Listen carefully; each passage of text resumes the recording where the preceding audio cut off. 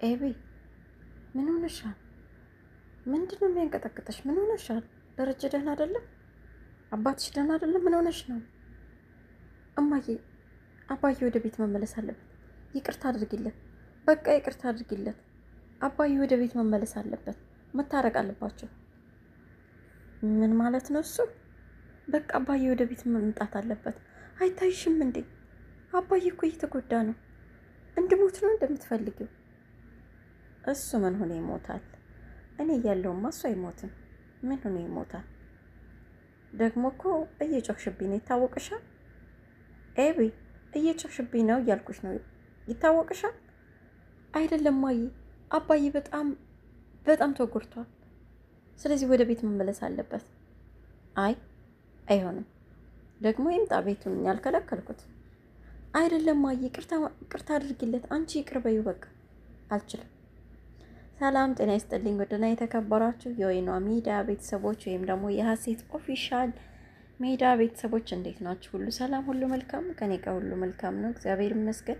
በክፍል 160 ላይ እንግዲህ ደረጀ የመኪና አደጋ ሳይደርስበት አይቀርም ብለን ነው ያቆምነው አይደል?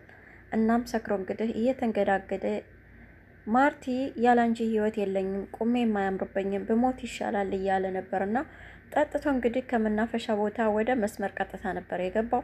አሽከርካሪው ደግሞ ስልክ እየነካካ ስለነበረ ቀጥታ መስመር ላይ ማን እንዳለ ምንም ነገር አያይም ነበርና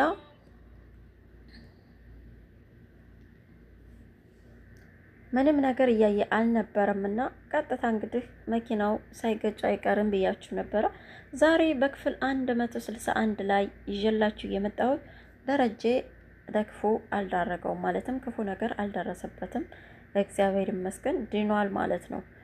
ግንባሩ ላይ ብቻ የሆነ ገጨት ነው ያደረገውና ድኗል። እየተንገዳገደም ተነስቶ እንግዲህ ወደ ቢሮ ሂዷል ማለት ነው። እንግዲህ ቢሮ ሂዶም መጠጡን አላቆመም፣ እንደ ልቡ እየጠጣ ነበር ያደረው። ኤቢም ዳጣ ውሃዬና ናታንም ተማክረው ምግብ አንበላም አባዬ እዚህ ቤት ካልመጣ ይቅርታ ካላደረግሽለት ብለው አርማ መተው ነበር ቤት ውስጥ። እናም እንግዲህ ማርቲም 2 ጊዜ ጎርሳ በቃ ይብላ ስለነበር ለዛ ተጨናነቀች። ልጆቹን በዙር ስትጠይቃቸው ሁሉም አንበላም አሏት። መታም እንግዲህ እትዬ ኧረ እኔ ልጆች ሁሉም አንበላም አሉኝ፣ ምግብ አንበላም ብለዋል፣ እባክሽ ምን ላደርግ አለቻት። ሁሉም አለቻት። አዎ ውሃዬ ራሱ ሳቀር ታያቸው፣ ሲርባቸው ይበላሉ፣ ባይሆን አንቺና ገዛ ይበሉና በጊዜ ተኙ እሺ አለቻት። ለዛም እንግዲህ እሺ ብላ ወጥታ ሄዳለች ማለት ነው። ውሃዬ ግን ሌሊት ላይ በጣም ስለራባት እነሱ እኮ ሁን ጊዜ እኔ ስተኛላቸው ተነስተው በልተው ይሆናል በላ እየፈራችም በቃ ተነስታ ምግቧን አቅርባ እየበላች ነበር። ናታን ድንገት ተነስቶ መብራት አብርቶ ሲያያ ሳሎን ቁጭ ብላ እየበላች አገኛት።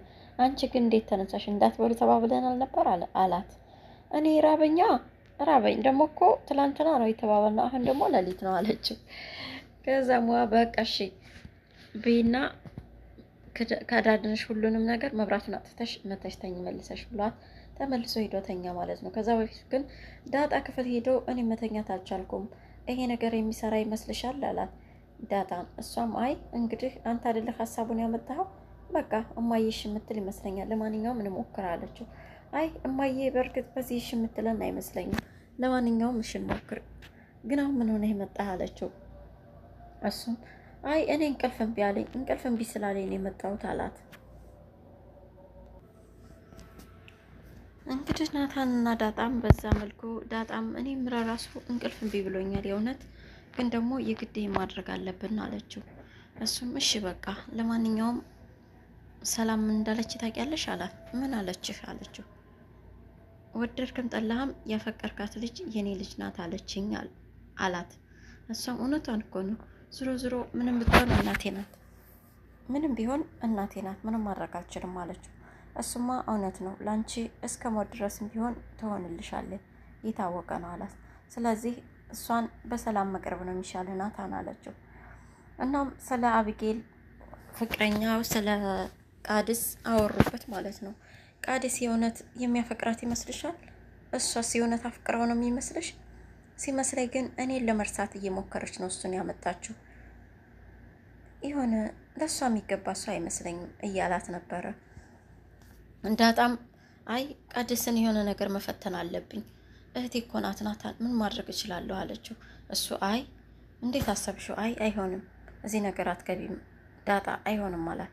ምን ሆነሃል? አንተን እኮ በጣም ነው የምታፈቅረው፣ ደግሞ የተወችህ ለእኔ ብላ ነው፣ ምክንያቱም እህቷ ስለሆንኩ ከኋላ መጥቼ እኔ ቀማዋት፣ እኔ ራስ ወዳድ ነኝ እንዴ አለችው። አይዋ አንቺ ዳጣ ተሳስተሻል፣ እኔ እቃ አይደለሁም አንቺ ስትወስጂኝ ወደ አንቺ፣ እሷ ስትወስድኝ ወደ እሷ የምሄደው፣ እኔም ስለፈለግኩና ስለወደድኩሽ እንጂ ወደ አንቺ የመጣሁት አንቺ ስለፈለግሽ ብቻ አይደለም። ስለዚህ የአንቺ ጥፋት አይደለም። ለማንኛውም ይሄ መጥፎ ሀሳብ ነው፣ ተይው በቃ አላት። አይ እሱንማ የሆነ መመርመር አለብኝ፣ ብቻ ለኤቢ የሚሆን ሰው አይመስለኝም። እሺ ከቻልሽ ሞክሪ አላት። በዛ ተለያዩ ማለት ነው። ስሟት ደህና ደሪ ብሏት ነው ወደ ክፍሉ ሄደው። እሷም ተኛች። ኤቢም እንግዲህ እንቅልፋታ አድራ በሌሊት ተነስታ በሩ ወጥታ ልትሄድ ስትል ገዛኸኝ እያናገራት ነበረ። ግን ለሱ የሚሆን ምላሽ የምትሰጠው ልክ አልነበረም። ዝም ብላ በሩን ከፍታ ወጥታ ሄደች። ቀጥ ብላ አባቷ ክፍል ስትሄድ አባቷም እንግዲህ እየጠጣ አደረ፣ እየጠጣ ዋለ። በመጨረሻም በአፉ ደም እስከሚመጣ ነበር ሲያስመልሰኝ ነበረው። ያንን ስታይ መቋቋም አቅቷት እያበደች ወደ ቤት ተመለሰች። በሩን በርግድ አድርጋው ስትገባ ገዛኸኝ ደግሞ ዳጣ ለዛ አናዳው ነበረ።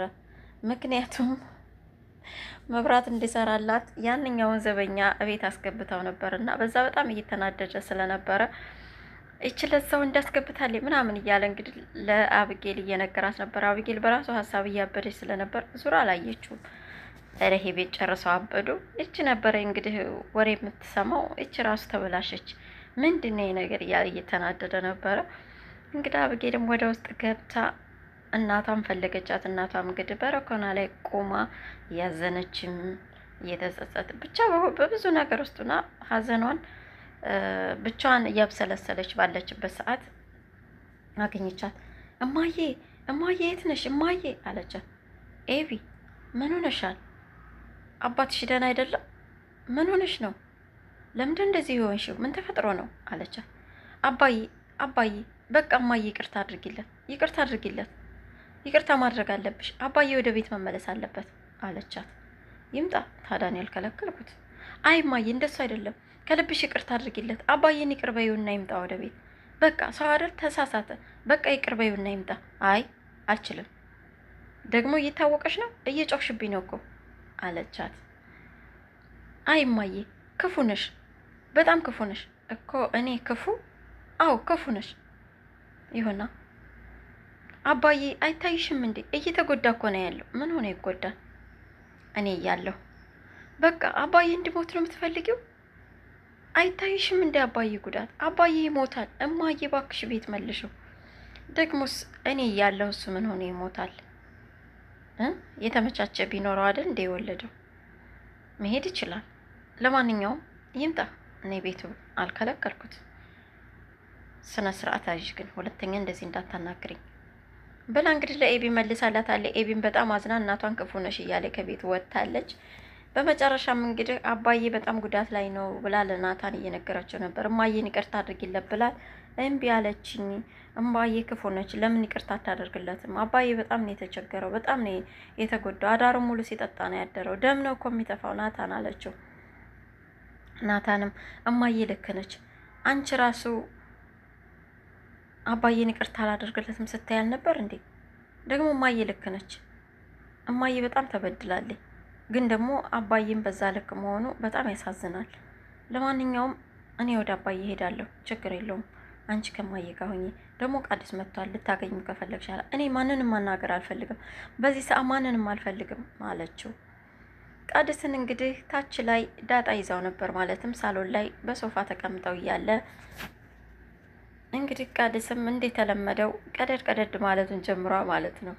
ከዛም ዳጣ ተመቻት፣ ላሰበችለት ወጥመድ ዝግጁ ሆነላትና በጣም ቆንጅዬ ነሽ፣ ወጣት ነሽ፣ ለምን ፍቅረኛ የለሽም? ለምን አላገባሽም? አይነት ነገር ጥያቄ ያቀረበላት። ባል የለም ባል ጠፋለች። ኧረ እና ጥሩ ባል ነው ይፈልግልሻል እንዴ? ስልክሽን ስጭኝ አላት። ተመቻት ትላላችሁ። ሳያስበው ወጥመዷ ውስጥ ዘው ብሎ ገባላት አይደለ? ምክንያቱም ሰው የሚፈልገው እንደዛ አይነት ነው። እና ባይዞይ ገና ሲመጣ ጀምሮ በቃ አስመሳይ እንደሆነ ገብቶኝ ነበርና እንግዲህ የዳጣን ስልክ ወስዷል ማለት ነው። ባል ይፈልግላት። ዳጣን ምን ሊላት ይሆን? ራሱ ይጀነጅናት ይሆን? ኤቢ ጉዷን አልሰማች። ለማንኛውም እንግዲህ የእህቷ ጠበቃ ዳጣ እንግዲህ ይሄንን አስመሳይ ሰውዬ እውነቱን ታወጣልናለች ማለት ነው። እናየዋለን በቀጣይ ክፍል። እንግዲህ በምታዩት መልኩ ዛሬ በጣም ተጎድቶ ደረጀ በጣም አዝኖ ነበረ።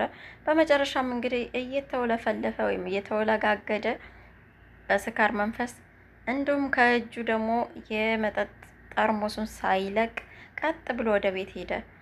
የዛኔ ቅመምና ዳጣ እየተጫወች ማናት ውሃዬ እየተጫወቱ ነበር። ምጥንና ውሃዬ ሶሪ ቅመም አልኩኛ። እኔ ብዙ ጊዜ ይመጣልኝ እንደዛ ነው ግን እና ምጥንና ውሃ እየተጫወቱ ነበርና ሩጣ ሂዳ አባዬ ብላ ስታቅፈው ውሃዬ ይቅርታሽ፣ በጣም ነው የምወድሽ፣ ይቅርታ ልጄ፣ በጣም ይቅርታ ብሏት፣ ግን ደግሞ ሳያስበው ገፍትሯት ወደቀች። ከዛም ደንግጠው ውሃ ጋር ቆመው ሳለ እሱም እየተወለጋገደ ቀጥ ብሎ ወደ ቤት ነው የገባው። ቤት ሲገባ ማርቴ ክፍል ነበር የሄደው። እንደዚህ ኩኑ። እናም በድንጋጤም በንደት አይንም እያየችው ነበረ። እንግዲህ እፊቷ እየወድቅ ይሆን? ምክንያቱም መጠጡን በጣም ስላበዛው ማለት ነው። ቀጣይ ክፍል 162 ምን ይፈጠራል የሚለውን ይዤላችሁ የምመጣ ይሆናል። ለዛሬ ግን በዚህ አበቃ። እስካሁን ከእናንተ ጋር የነበርኩት እኔ ወይኗ ሚዲያ ነኝ። ሰብስክራይብ እያደረጋችሁ ሼር፣ ላይክ እያደረጋችሁ እንደምታበረታቱኝ አምናለሁ። እንግዲህ ውድ የወይኗ ሚዲያ ቤተሰቦች እንዲሁም ደግሞ ጀማሪ ልክ እንደኔ ዩቲዩበሮች ጠንክሩ ውዶችዬ። አዲስ ውግ ሳይመጣብን ሰዓታችንን ሞልተን ሞኔታይዝ እንደምንሆን ተስፋ አደርጋለሁ። ካልሆነ ግን ትንሽ አዳጋች ነው የሚሆንብን። ግን ደግሞ ተስፋ አንቆርጥም። እስካሁን ከለፋ ነው በላይ አይሆንም። ወደፊትና እንሞክራለን። አንዴ ሞኔታይዝ እስከምንሆን ድረስ እንታገላለን። 5 ወር በቃ በአግባቡ 5 ወር አለን። ይህን 5 ወር በደንብ ከተጠቀምንበት ደግሞ ሞኔታይዝ ለመሆን እንበቃለን ብዬ አስባለሁ። የዛ ሰው ይበለን። ሰላማችሁ ይብዛ።